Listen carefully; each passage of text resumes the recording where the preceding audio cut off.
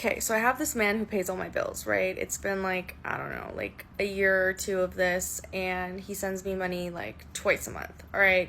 Covers all my bills, my rent, everything. And I actually don't know what to do because I don't want to lose him, right? But also, he's been driving me up the wall lately with the things that he's been asking me. For example, a couple days ago, he's like, we're all in the meeting, are you joining? And I'm like, I was tanning. I'm like, no, I don't really want to join a meet. You go and enjoy your meeting, I guess. Like, literally today, like, first thing in the morning at 9 a.m., he starts. He's like, are you online today? I'm like, what are you asking me right now? And then at noon, he's like, can you respond to these emails? Can you get the PowerPoint deck to the clients? I'm like, well, literally, like, why are you, like, actually texting me the most annoying stuff in the world right now? I don't know. Am I being a bitch? I just, like, feel like he doesn't really understand our dynamic. You can tell that she is dealing with a simp older man with a lot of money based on how she described the situation. She mentions how he is driving her over the edge, but she doesn't want to lose him because he is paying for her whole life.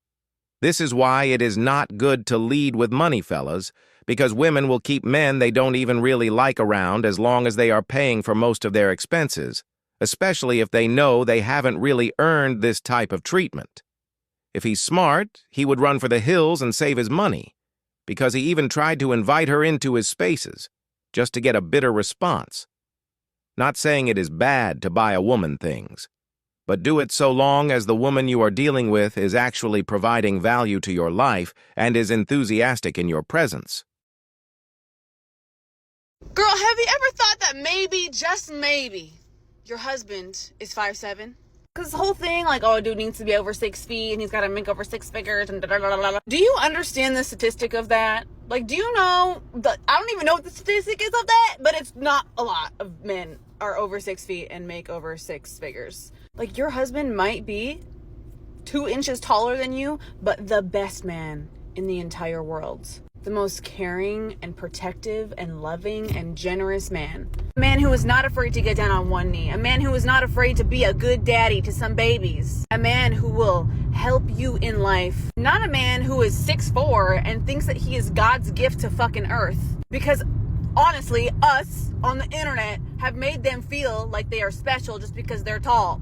Because straight up, girl, like, that was me for a long time. I was like, no, he needs to look like this, needs to be like that. And you want to know what? A lot of those guys have ego. Not that the short guys don't, but let's just put it this way. If something is going to get to a man's head, it's going to get to his head. So don't let a man's height block you from finding your fucking husband, bitch. This is actually quite funny.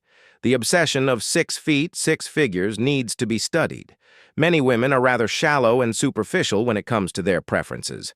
Average height of a woman is roughly 5'4", but most of them will say they want a 6'2+ bodybuilder physique.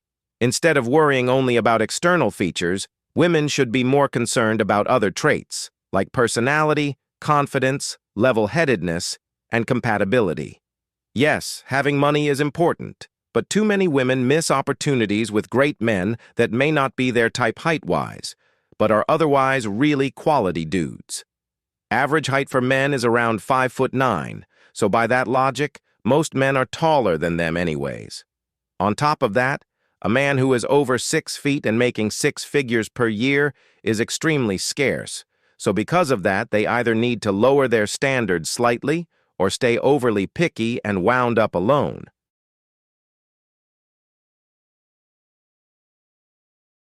The comments on this video are harrowing because it really shows that men have no idea what the difference between sexual harassment and flirting is. Literally, Google it. Sexual harassment, commenting on a woman's body, being inappropriate to her, whistling from a car, is not the same thing as having a genuine romantic interest in someone. It's about respect. Sexual harassment, the goal is not to actually get your number or to sleep with you. The goal is to remind you that you are in a public space and that your body is not yours. That once you go into a public space, you're free to be commented on and sexualized.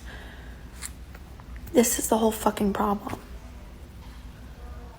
Women saying that men don't politely, respectfully approach them in a romantic way is not the same thing as women complaining about sexual harassment. It is only harassment if they deem you unattractive. Many men no longer approach women out in public anymore, and women are noticing because they are scared to get absolutely ridiculed and end up in a viral TikTok video, as well as the Me Too movement.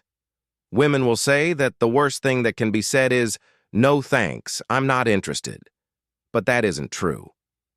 Because women's egos are inflated now more than ever due to dating apps and social media, sadly many of them love to make a big show out of rejecting a guy because it fuels their ego. This is also why more men are on dating apps more than ever, because it is a lot safer to them to get rejected behind a screen rather than in person, where they risk being filmed against their will. I advise that guys only approach a girl if she is giving you obvious choosing signals. That way, you know you at least have one foot in the door before deciding whether to approach or not.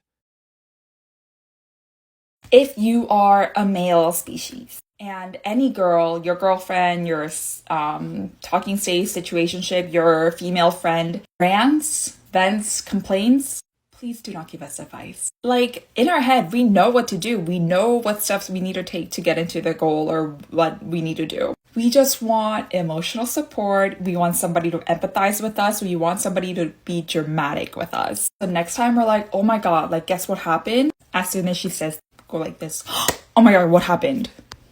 That will get her like more excited to talk about her story. And that kind of puts a bonus point on you because she's going to be like, oh my God, he really listens to my story. I really appreciate that. So like empathize with her and just be on her side.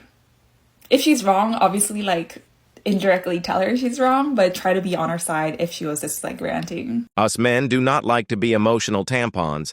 That is what your girlfriends, parents, and therapists are for.